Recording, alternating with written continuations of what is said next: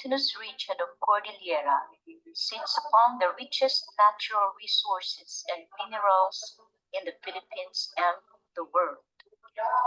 Its pristine surroundings, dense woodlands, watersheds, and rich soils is where millions of metric tons of gold, copper, manganese, and other minerals can be found.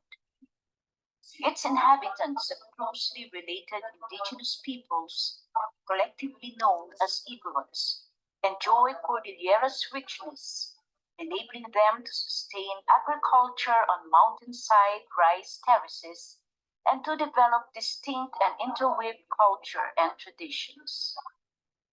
The great majority of Cordillera's Igorots, with the non-indigenous and migrant peoples, live as peasants, small production farmers, and wage and informal workers.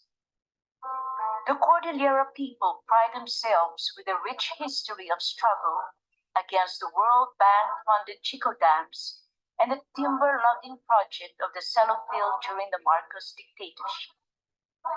And this fight lives on.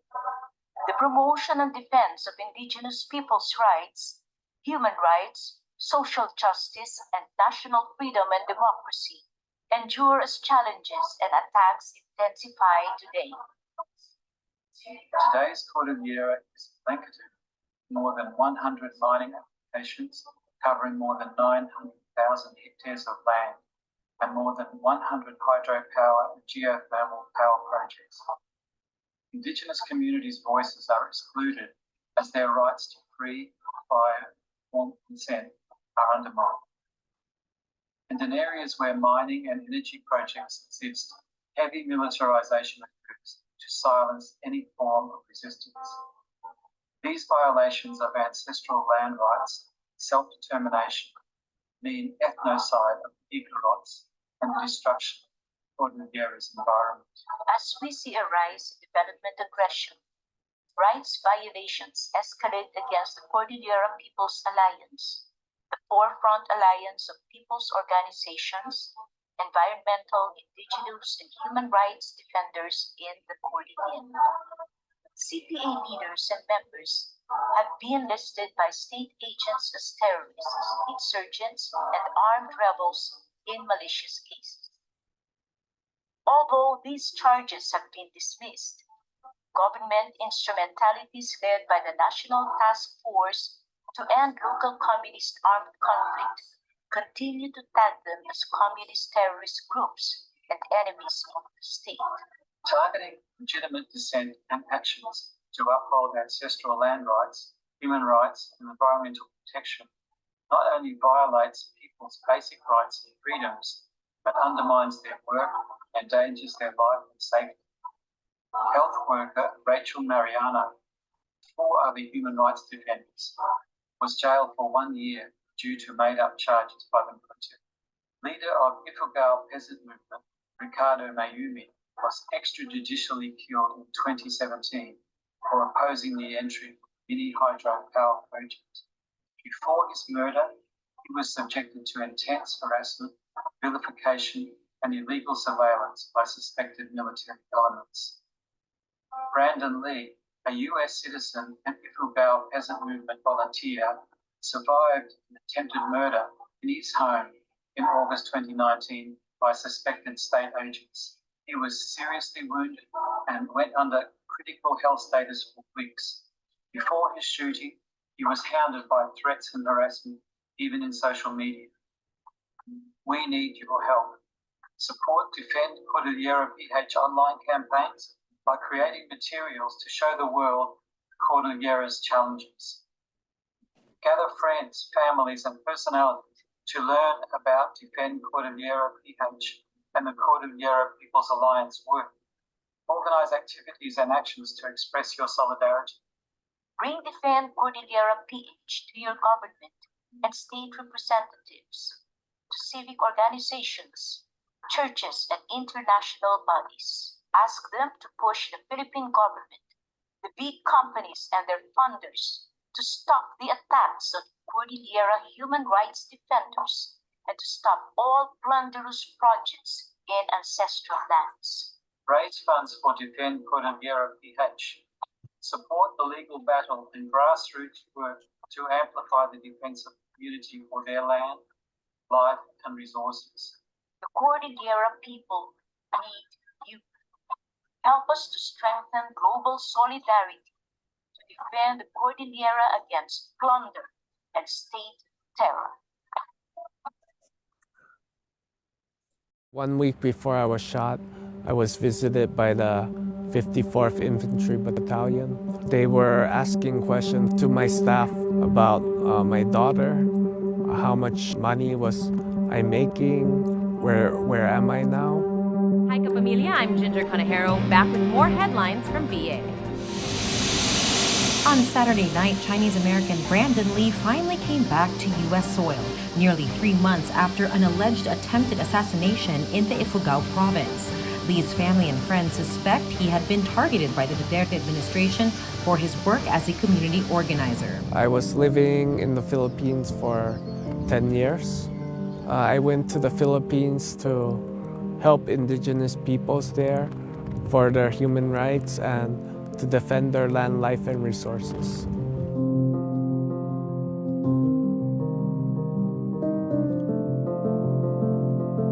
For the work I was doing as a community journalist and as a human rights defender, I was under surveillance.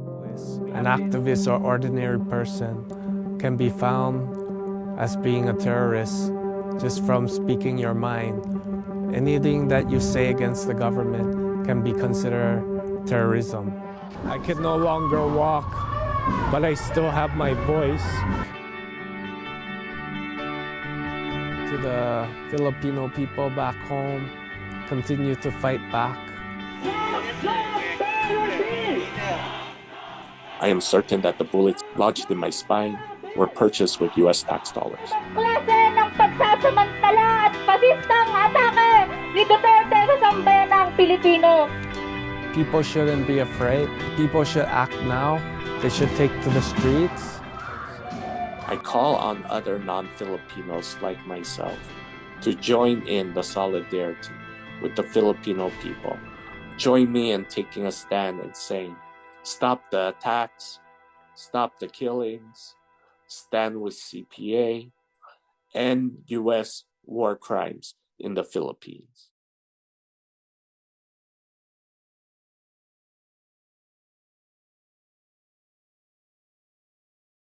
Brandon Lee's here with us now.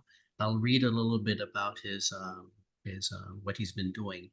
After the assassination attempt, Brandon has continued to use his voice to advocate for human rights as a member of the International Coalition for Human Rights in the Philippines, United States chapter.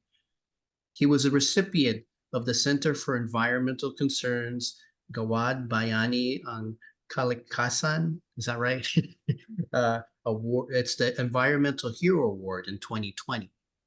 On May 18th, Brandon testified in the International Peoples Tribunal, which found the Duterte, Marcos, and Biden administration guilty of violations of international humanitarian law and war crimes. For the first time since arriving back in the United States, Brandon will be traveling outside the San Francisco Bay Area to be speaking on the Fight Like Brandon Lee, a speaking tour for just peace in the Philippines from April to September of this year. Thank you very much. Thank you, Angelo. Oh yeah, sure. I guess the first question I can just ask you is just, tell me about their speaking tour. Yeah, so the full name of the speaking tour is Fight Like Brandon Lee, a speaking tour for a just peace in the Philippines. So maybe some of your viewers don't know where the Philippines are, but it's pretty much in the South Pacific Ocean, right bordering Malaysia, Indonesia, Japan, Australia, and China. And if your viewers don't know, it's full of natural resources.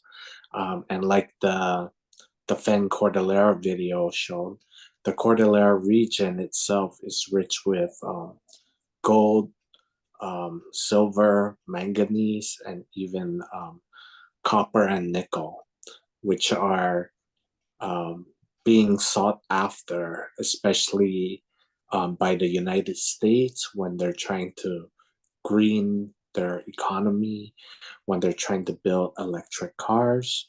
They need some of these minerals to build um, technological equipment here in the US.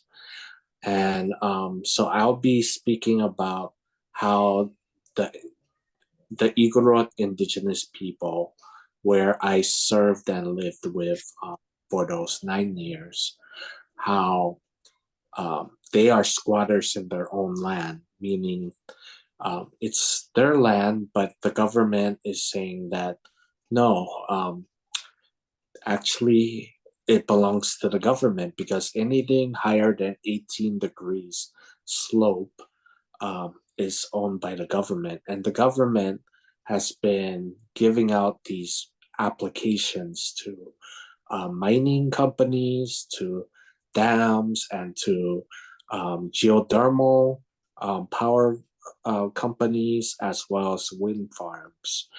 And in other parts of the Philippines, this includes plantations that has impacted indigenous people's land.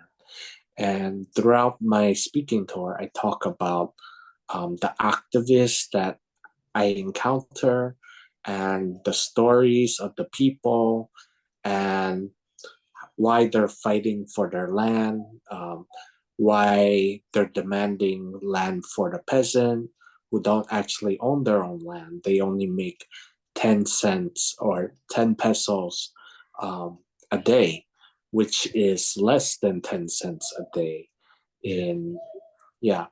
And also for workers who are fighting for better wages and working conditions. But oftentimes you don't hear in mainstream media that they are being threatened, harassed, intimidated, placed under surveillance, trumped up charges with fake evidence, illegal arrests being made, sometimes abductions and killings, which I am a victim of a frustrated killing, which is an attempted assassination. And I am one of 660 survivors of an attempted assassination from political killing. And yeah, my time, I start talking about Melissa Rojas, who is a a Filipino American healthcare worker who went to the Philippines in 2009 to conduct health survey in a peasant community. And she was abducted by state security forces for 6 days and brutally tortured. And they accused her of being a new people's army. And it wasn't until Philippine nationals and international community kept saying, this is Melissa Rojas, who she is, and they should release her. That's when the military decided to drop her off at her family's house and threatened her and said, you better not tell anyone what happened, otherwise we're going to hurt your family. And when she came back to the United States, she told her story. She wasn't scared. She testified in the Philippine Senate. She testified again in the Philippine Supreme Court, filed her case. And like so many cases, it was dismissed, even though the evidence was on her side. And I continue to tell all these different stories that I encounter from people in the Philippines, even people here in the United States. Like maybe some of your viewers don't know about Jean Vernis and Somi Domingo. They were two labor activists during the 1970s, 1980s Yeah. martial law time, during Marcos' dictatorship. And Marcos sent his goons to silence the two labor activists. And they're Filipino American. They were silenced in US soil. So it goes to say that the persecution doesn't just happen in the Philippines, it's happening on US soil. And those who speak out, even today, we are red tagged. Red tag is a term accusing us of being communist terrorists. Yeah. So, in essence, they are terror tagging us and permanently or finding a way to neutralize us. Like, I think you know Frenchie May Pompeo. Yeah. She is the journalist who was abducted and then put into a jail later. Yeah. And yeah, there's so many stories that I told during the speaking tour. And this is all the military, the police. They're paid with US tax dollars. They're financed and equipped and trained by US military. And on top of that, under the Enhanced Defense Cooperative Agreement, signed in 2013, I believe, under Benigno Aquino III and President Barack Obama, it allows US bases to come back to the Philippines. And in 1992, the Filipino people pushed out all the US bases. The Filipino mass movement said, no, we don't want them because they're endangering our soil to foreign nationals. And also, they're endangering our own people from the cases of rape and torture of Filipino servicemen who just work on those US bases. And they are backing actually the counterinsurgency program against Filipinos. So this is what my speaking tour is about. Yeah, well, thank you and stuff. I'm glad you're talking about it because it's important to know and stuff. And I think you're courageous.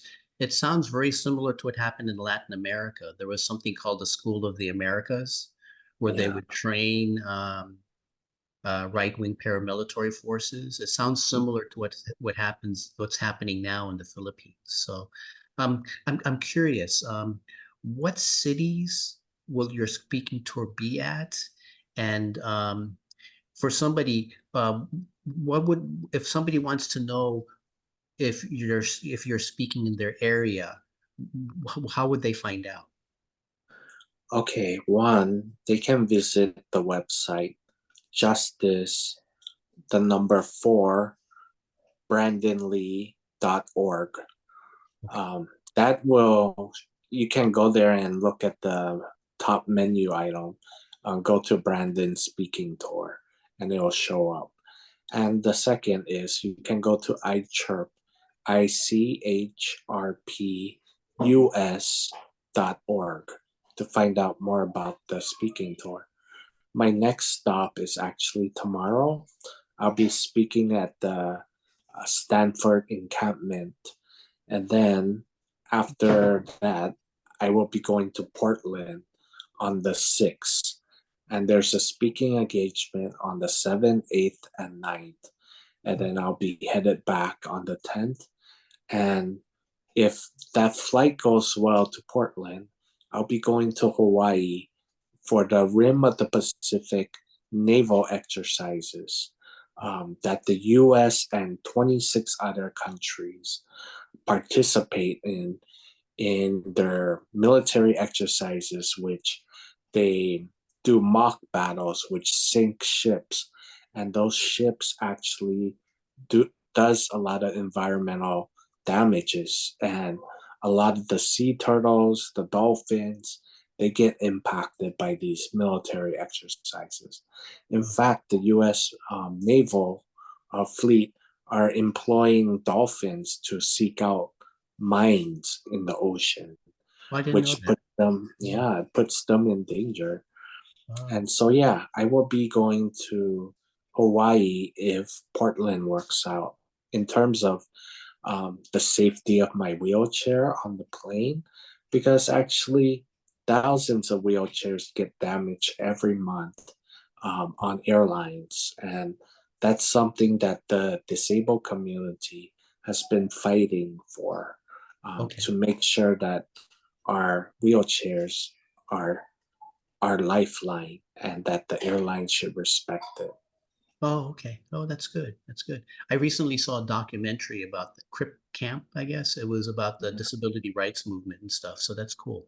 So that's the sort of the next fight in the disability rights movement, I guess. Yeah. Accessibility to airplanes. Okay. Okay. You're not going to Boston anytime soon, right? Or Not Boston, but for sure Washington, D.C. in September. So I okay. hope to see some of your viewers there. And uh, I yeah, actually don't know where my viewers are. Are you basically focusing on areas where there's a large Filipino American community? I'm focusing on areas where iChirp organization or PUSO organization. So iChirp means the International Coalition for Human Rights in the Philippines.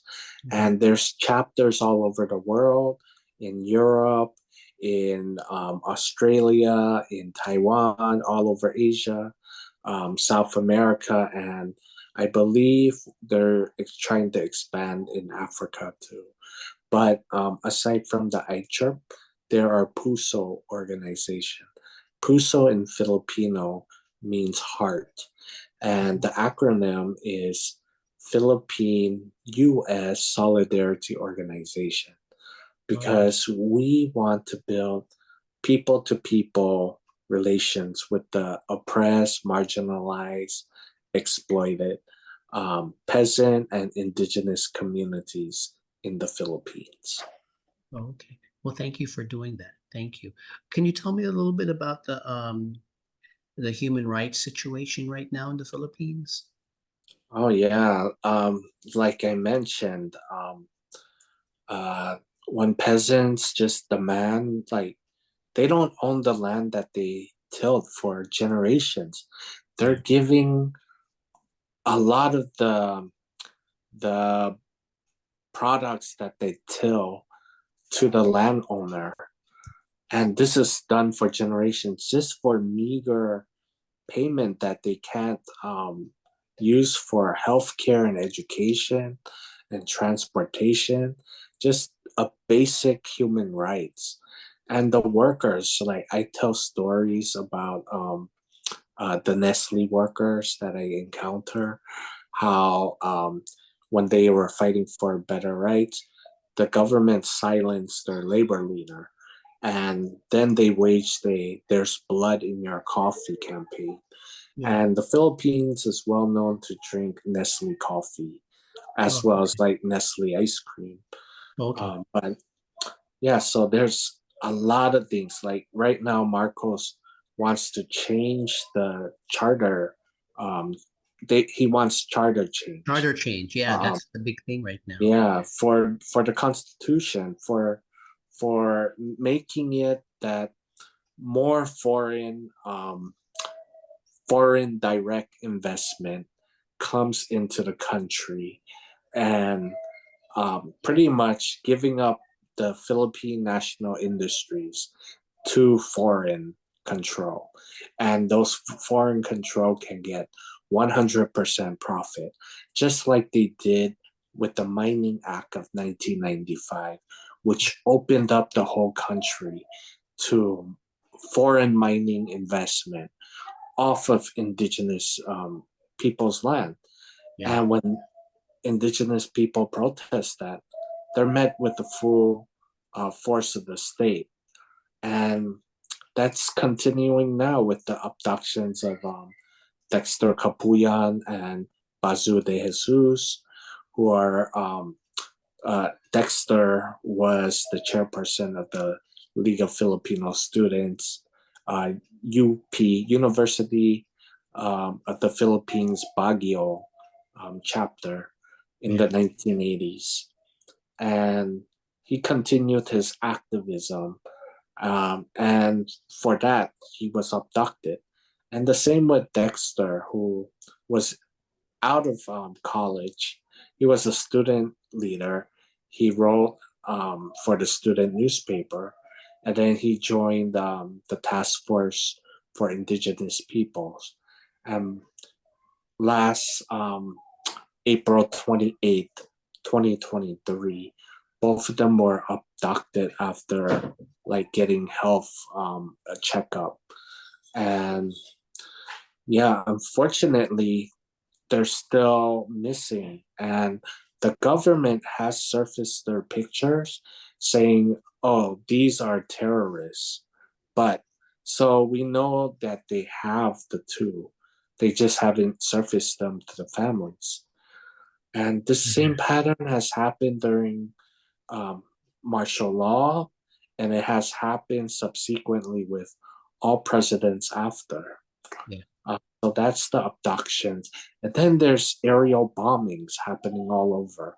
Like in the Cordillera region, communities that are seen to host New People's Army for whatever reason, if that's to help them with the peasant rights or against a development aggression project, those communities are indiscriminately strafed with artillery fire, and they're bombed. In 2017, white phosphorus bomb was dropped in the province of Abra, and again in 2023 in Kalinga. And if you don't know the effects of white phosphorus bomb, it burns through flesh and bone, and it causes forest fires for weeks. So that exacerbates the climate crisis. And this is all paid and funded by our government here in the US. Yeah. Yeah. Well, I'm glad that you're talking about it, because the more people know about it, the more we can help try to, if nobody knows about it, they don't know, they won't stop it and stuff. But the more people, this is a question that's popped in my head. Because Duterte has been attacking the press, has that affected how the press covers in the Philippines, like Blat Blat, Rappler? I know you were in the Northern Weekly Dispatch. Have those papers, because those papers have been attacked by Duterte, it's been difficult for them to actually inform the average Filipino, right? Right. So with Rappler, they really attacked the CEO, Maria Ressa, and they slapped her with so many charges that they try to condition the minds of the Filipino people that journalists are pretty much criminals if they start covering anything anti-government. So if they cover a protest, if they insinuate there's corruption, if they cover any side of the New People's Army, the rebellion happening in the Philippines because the people want better conditions, then they are attacked. And that's why Reporters Without Borders ranked the press freedom of the Philippines one of the lowest. Yeah. It's like 140 or something like that. And it's one of the 5 most dangerous countries in the world for journalists right now. Yeah, exactly. And because journalists are not just harassed, not just threatened, they're jailed for their viewpoints, and they're killed. Aside from that, they shut down ABS-CBN, which is one of the national mainstream TV network. And because that was shut down, they're only aired online now, which is like very unfortunate because that was only one of two major TV networks in Yeah, the it doesn't have Philippines. the reach anymore. Yeah. Right. How's your newspaper doing? The Northern Dispatch Weekly? Are they going through the same thing like Yeah, so the Northern Dispatch Weekly, along with alternative media outlets like bulatlat .com and altermedia.net, um, a lot of these alternative media companies, um, their DDoS, which is hacked, um, that's a way that the Philippine government um, hacks into their system and floods their data stream with like a lot of people coming in. So it stops the whole website and crashes down. And then there's the censorship. The NTC, the National Telecommunication Commission, under the order of the National Task Force to End Local Communist Armed Conflict, made up of mainly the military and police, generals and colonels, um, censored 26 organizations, including media companies. Yeah. And this is, outright playbook of a dictator. Yeah, yeah. Oh, okay. I just noticed we have 9 minutes left for our first meeting. Let me ask you one last question before we go off and stuff. Um, in spite of your injuries and your paralysis, how have you stayed resilient in your fight for justice? Yeah, so I always look to the mass movement. I see that people are fighting back for what is right, what is just. Like today, we have a genocide, and did people in the U.S. Do nothing? No, they spoke up. Students are starting encampments all over the universities across America.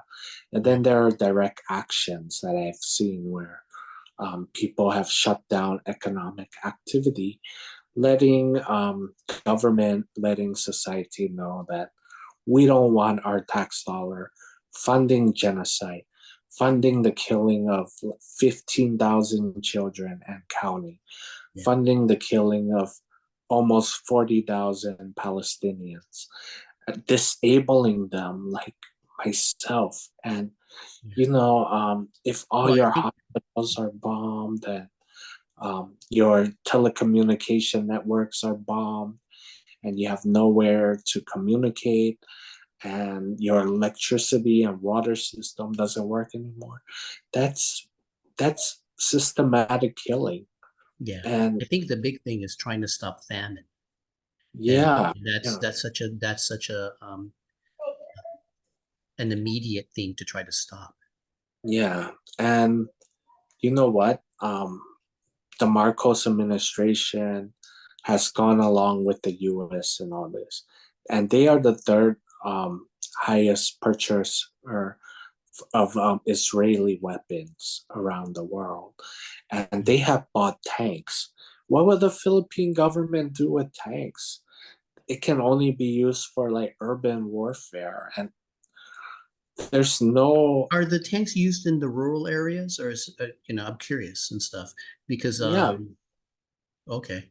No, I mean, they can only use it in cities. And Okay. Yeah, no, I'm asking out of ignorance. I Yeah. just, because if they're doing phosphorus bombs and Yeah. stuff, you know, I'm just curious and stuff because why? Yeah, I have the same question. Why would they be using tanks and stuff? Right. You remember the siege of Marari City? Yeah. That happened in Mindanao under Duterte, I Yeah. believe in 2017. Yeah. President Duterte declared martial law, and he used tanks. And tanks are almost useless in the cities too. They're very big and hard to navigate. Yeah. Yeah. Anyways, those are like criticisms of like misuse funds, which could be used for social services instead. Yeah. Yeah. Okay.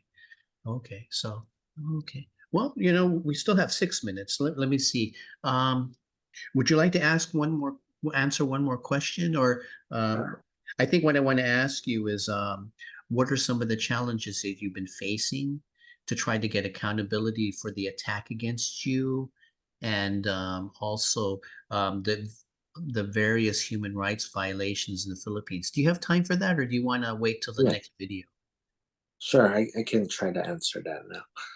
Okay. Well, the attack on my life caused severe injuries. Like I can no longer use my hands, my legs, and at the time when I was attacked, they operated on my below my neck, and they put a tracheostomy and a ventilator attached to my body, which didn't allow me to speak.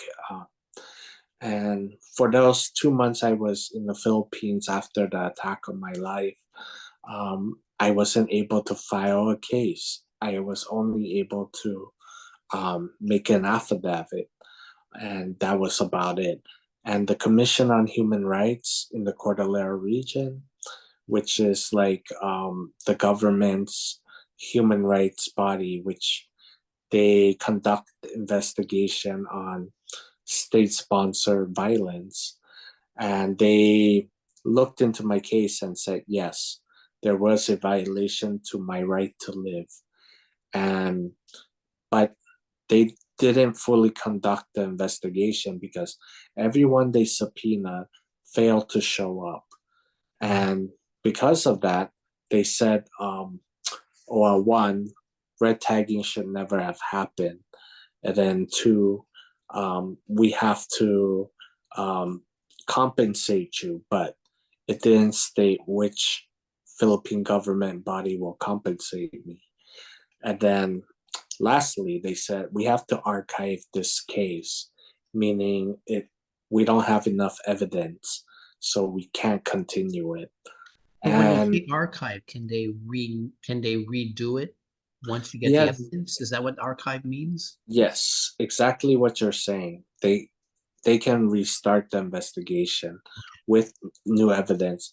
But right now what's happening is we are um, we are asking the CHR National, the Commission on Human Rights National Agency, to investigate the process in which the CHR Cordillera region conducted the investigation because it was incomplete.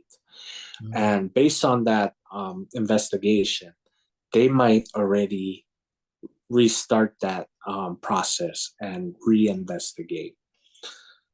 Yeah, and so I asked help from the US government too, but the US government has done absolutely nothing. Our Congresswoman, Nancy Pelosi, she only sent out a tweet saying that the Philippine government should investigate this. And our Senator then, Kamala Harris, now our Vice President, has also remained silent. And in fact, she went to the Philippines, or no, sorry, to Indonesia, and she asked everyone to come to San Francisco for the APEC summit. APEC is the Asia Pacific Economic Cooperation. Yeah. And they invited Marcos to come here in San Francisco, which thousands of people ended up protesting because APEC expands neoliberal policies like the Mining Act of 1995. They open up economies, make working conditions worse for people, exploit natural resources of third world countries, and have poor environmental, poor human rights conditions. Did Lila de Lima's jailing scare people off from investigating cases like yours? I mean, you know, because she was investigating the extrajudicial killings of Duterte, and then she wound up in, and you know, this person in the Senate wound up in jail. right, and stuff. Do you think it might have had an effect on the lack of people coming forward and stuff? So, number one, Global Witness, a environmental NGO, has deemed the Philippines the most dangerous country in the world for environmental defenders. Yeah, And number two, like lawyers, professionals yeah, are under attack for helping people. So I wouldn't be surprised if like people like Senator Leila de Lima, um, who has been trying to bring light in some of the human rights violations in the Philippines. Uh, but at the same time, like the Philippine National Police, the military, they're asked to investigate their own crimes. yeah, You can't like have a body investigate your own crimes. Like yeah, the more than 30,000 killed under the drug war and still continue today under Marcos. I mean, the US government turns a blind eye and yeah. They can't continues be to. accountable to their own crimes. Yeah, Right. Yeah. yeah. I'm curious. You talked to Pelosi and Kamala. Some of the people, some of the squad supported the Philippine Human Rights Act. Would they be somebody you could turn to, like, or AOC, or Omar Ilhan, and are they receptive to listening to, or is it I'm wondering, is Congress too? Are they all consumed with Ukraine and Gaza right now and stuff? So right now, um, under one of the arms transfers to Ukraine, to Israel, and to Taiwan. Under it, they transfer more arms to the Philippine government. They're sending 500 million a year for 5 years. Mhm. And under the PERA Act, Philippine Enhanced Resiliency Act, it is the opposite of the Philippine Human Rights Act or the PHRA. They passed the they're trying to pass the PERA right now. Congress in the House already passed it. So now it's sitting in the Senate. The Senate has the opportunity to stop it, but it looks like they might try to pass it, knowing how they've been passing. They think that by funding the Philippine military, they are actually countering China. But what's happening is the Philippine military is using that weapon against the That's a Filipino people. people. Yeah. Yeah. And not everyone in Congress knows that. That's why when I go to Washington, D.C., I hope to talk to some of these legislators.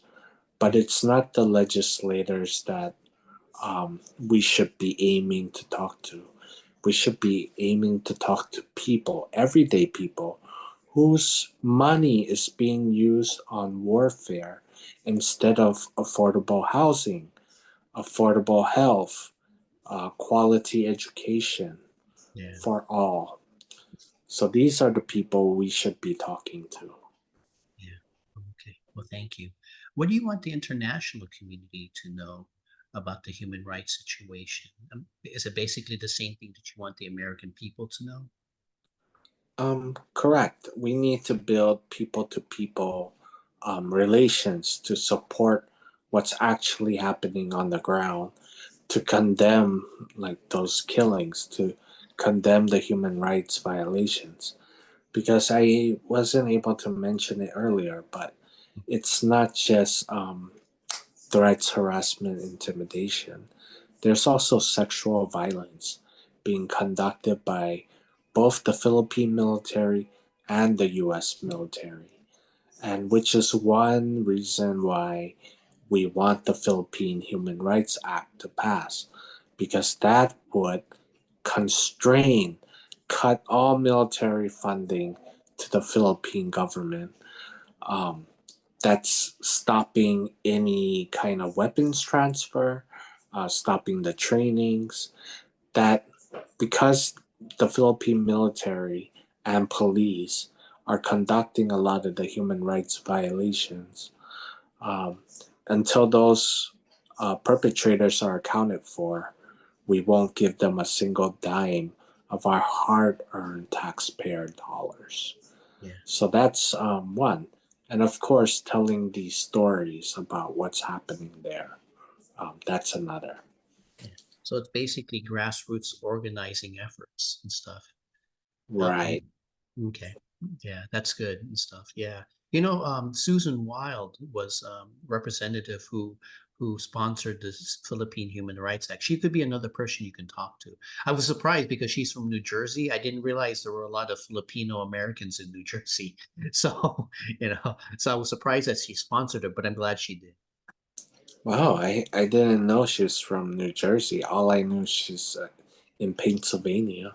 Was she? Oh, am I wrong? Is she in Pennsylvania? Oh, maybe I'm wrong and stuff. I assume she was in New Jersey, but maybe she is in Pennsylvania and stuff. Yeah, that's her congressional territory right now.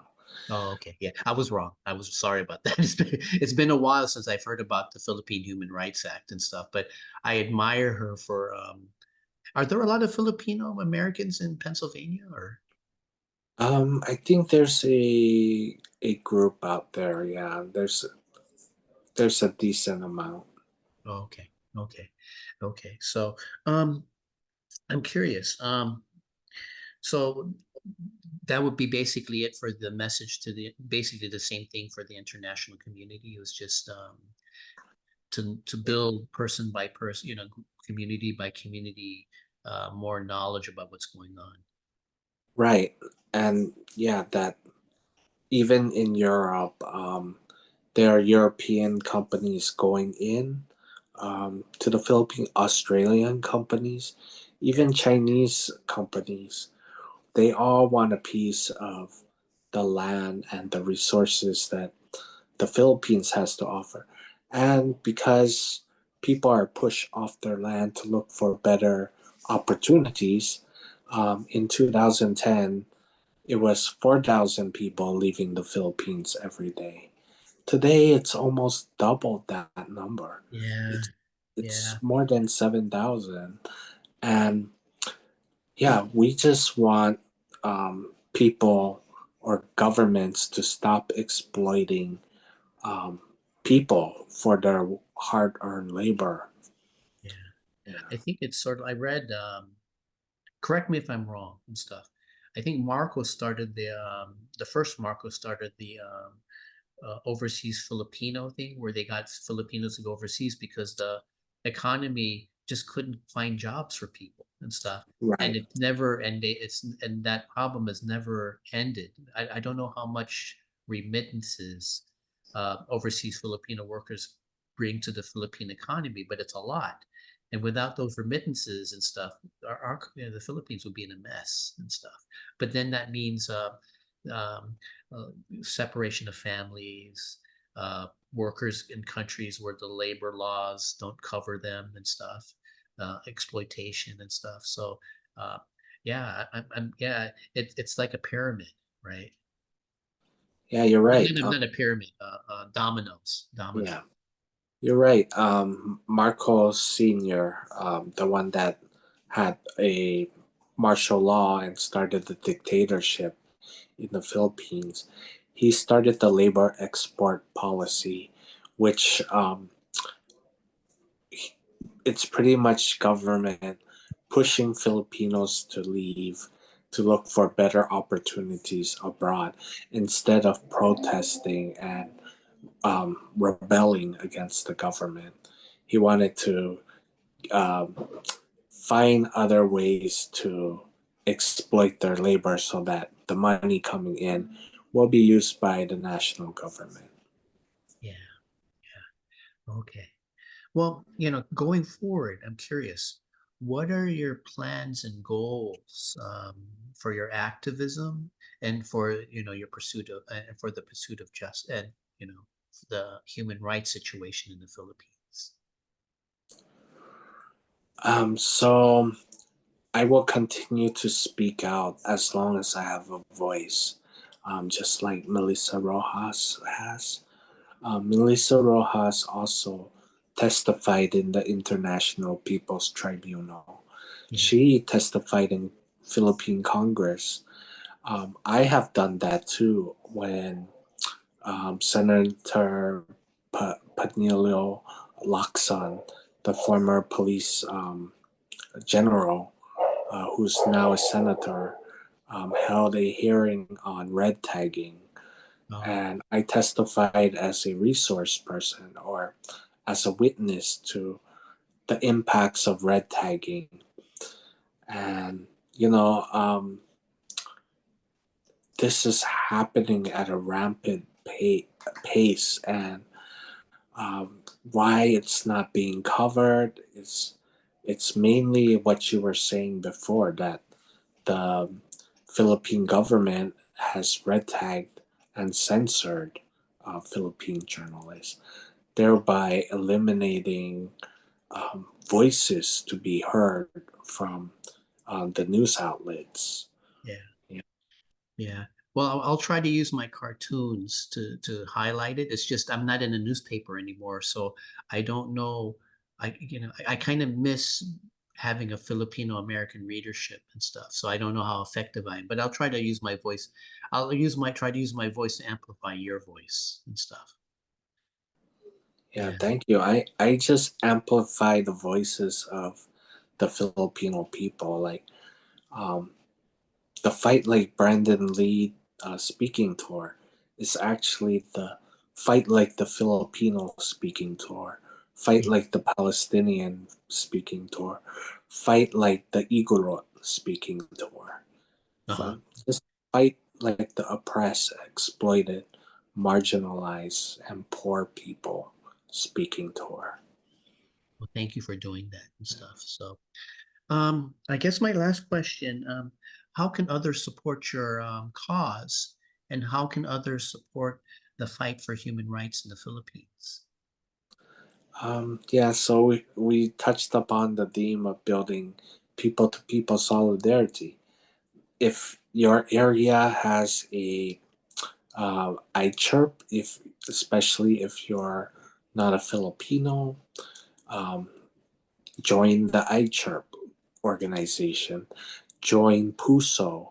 If you don't have those two organizations, hit up the website, contact us, ask that you want to build that organization. Otherwise, you can join organizations like the Malaya movement, especially if you're a Filipino. It's like fighting for democracy in the Philippines against tyranny. Yeah. Yeah. Okay. Well, thank you very much and stuff. I wish you well in your talk and in your travel. I cross my fingers that you will get to go to Hawaii and stuff for Yeah. your talk and stuff. So have a lot of fun and I hope because it sounds like for you, uh, you're I asked a question about your resilience. It sounds like your resilience comes from the brave people in the Philippines who are fighting for their rights and are speaking out no matter what and stuff. Exactly. I am not the hero. It's the mass movement for a better world, for better conditions. And yeah, exactly that, Angelo. Thank you for allowing me to speak my truth, letting me tell the stories of the communities I've come across and the different activists, journalists, and the lawyers that I've seen. Yeah, thank you. Yeah, part of my reason is, you're even though you say you're not a hero and stuff, you're sort of a hero to me and stuff. You really helped me as a cartoonist.